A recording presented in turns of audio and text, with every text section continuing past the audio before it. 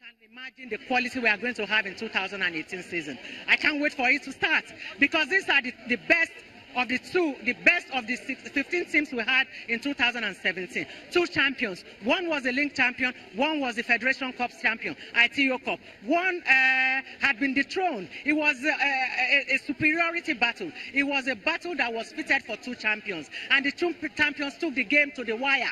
We didn't have a winner until after the penalty kicks. And even the penalty kicks were so close. So you can see the competition in the 2018 season is really going to be high. The quality of play is going to be intense. It's going to be close. Only the best is going to go to the finish line. You won't know who has won the league until the very last day with what we saw with the Champions Shield. The Champions Shield, new innovation, because we realize we have to keep activities going in the Women's League for the brands that we are looking for, to know that it's not just a one-off thing. So I'm calling for support.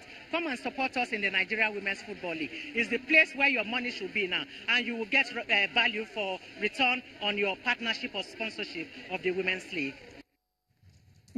And I mean, when she talks, you just want to like, okay, just put the money there and see how the league will grow. But the thing is, when you have a competitive league, I think more sponsors will come. So it's more like a message to all the sponsors who want to support the Women's League to see how they can really help those who support the Champions Shield so that they actually have value for their money.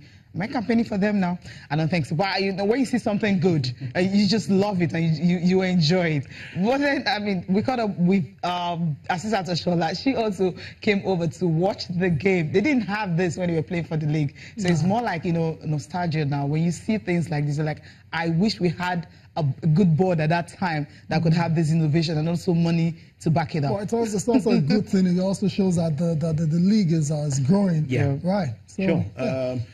I mean, some of the things she said while the new board was installed some years ago or some months ago, we've actually seen it come to fruition. So right. I like the fact that they have a plan, they have a template, and they are running with it. Yeah. So let's keep watching. They've actually told us to expect bigger things in the next season. So I'm keeping my fingers crossed, and I'm wishing them all the best. Yeah. All right, let's listen to Assistant Oshoala now talking about this and also the Falcons.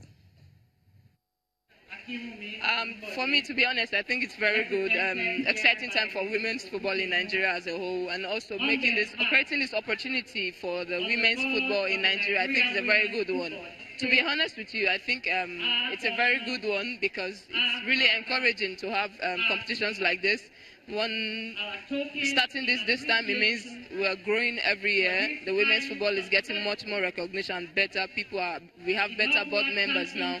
They're actually passionate about this job. To be honest with you, I think it's got in a very good position now. I mean, we just played the tournament. Even if the professional players didn't participate, we all have different things we're doing at club side. So for me, we are really very excited, and we can't even wait for April to come.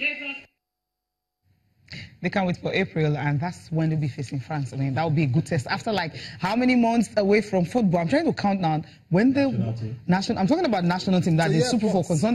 What's a year plus? 2016, November. Okay. November, December. This is 2018. This is 2018. It's like, seriously, girls? Okay, they can't wait for that. That's why, I mean, everyone is talking about that particular friendly. Should we play France over 2 legs? If we can, I mean. Or play them 2 times. Even if it's 4 times, even if they have to beat them up to 10 or 16 goals and all that, it doesn't really matter. They should just play because we can't wait for that to happen. They'll get it. And the new coach is also, I imagine, he's very excited to play against France. So that's it for the Super Falcons of Nigeria. Let's move on. Let's talk about the UEFA Champions League. Yes. There was supposed to be a big game last night between PSG and Real Madrid. It was supposed to be, but it ended up being an anticlimax. Because, in case you missed it, Real Madrid, with a 3-1 lead, went into Paris and defeated PSG by 2-1. And I don't know why you disagree with what I'm saying. Ronaldo 2, PSG 1. 5-2 Do you agree with what I'm saying? Ronaldo because I don't know why you're shaking your head. Ronaldo and Casemiro on target for Real Madrid. It's a very comprehensive aggregate scoreline there, right? Rotimi, the one on top between Liverpool and Porto was already concluded a couple of weeks ago. Like I said, Cecilia, no miracle would have turned that one around. It turned out just to be so. But let's talk about the PSG and Real Madrid. This one is the reactions are coming in really fast now. And it's all about the manager.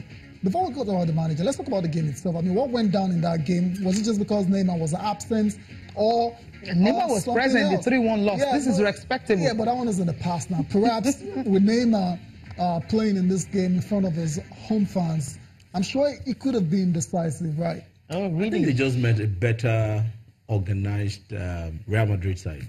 Okay. Nobody put an eye on Casemiro as probably the player to watch on the night, but he probably did most of the dirty jobs. It did. And then at some point, you had to see the PSG players focusing on Casemiro. Who are you?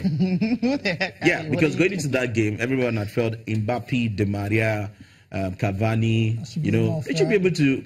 I mean, Rabiot, Thiago Motta. You would definitely create chances, and then let's hope we can take our chances. Yeah. That was the idea. So Neymar missing out.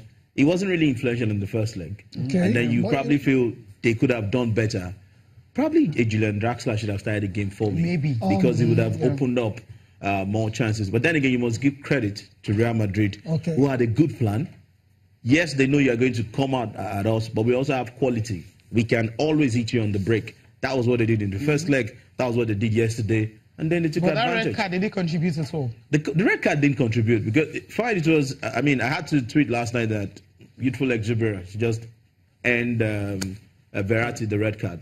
It didn't contribute to it at all. So they were bound to lose, right? The way it was going, they were not going to get the number of goals they needed to qualify, even if they had won yesterday.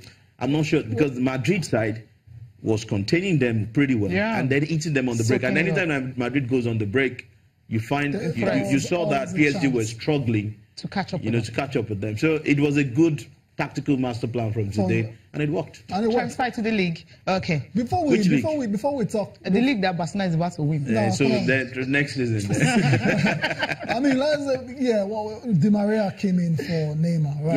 Yeah. Did he come in for Neymar? I think that's unfair. Played his game. I think that's unfair. I don't know why Tayo keep comparing that. Di Maria came in to play his game. That's who he is. What I'm saying is, it was meant to be the biggest. Thank you.